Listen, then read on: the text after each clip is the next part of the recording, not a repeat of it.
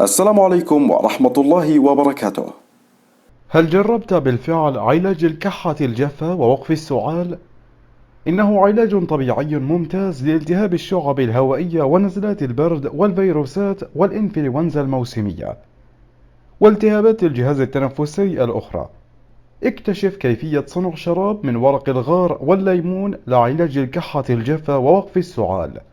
يعتبر ورق الغار من النباتات المفيدة جدا لعلاج الكحة الجافة وعلاج السعال الحاد، خصوصا الناجم عن نزلات البرد، حيث يساعد في التخلص من هذه المشكلة الصحية بفضل غناه بالفيتامين سي الذي يعد من العناصر الأساسية للعلاج.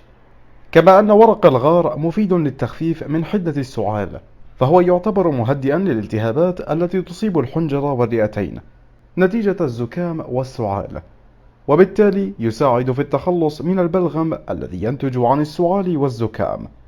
أيضا من الفوائد المهمة لورق الغار أنه يساعد في التخفيف من آلام الصدر، كونه يلعب دور المسكنات للأوجاع، وبالتالي فهو يسرع من عملية الشفاء لمرضى الزكام، لا سيما في فترة الشتاء وما ينتج عنها من نزلات برد. شراب ورق الغار والليمون لعلاج الكحة الجافة ووقف السعال الحاد.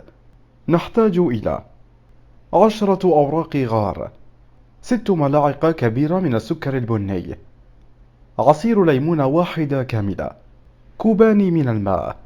خذ وعاء واضف كوبان من الماء وأوراق الغار، اتركه يغلي لمدة 15 دقيقة، ثم اتركه يبرد، ثم أضف 6 ملاعق كبيرة من السكر البني وعصير الليمون، وبعدها ضع الوصفة في إناء محكم في الثلاجة واشربه لمدة 7 أيام لعلاج السعال. مشاهدينا الكرام، هذا كان كل ما لدينا اليوم. شكرا لكم على المشاهدة وإلى اللقاء، والسلام عليكم ورحمة الله وبركاته.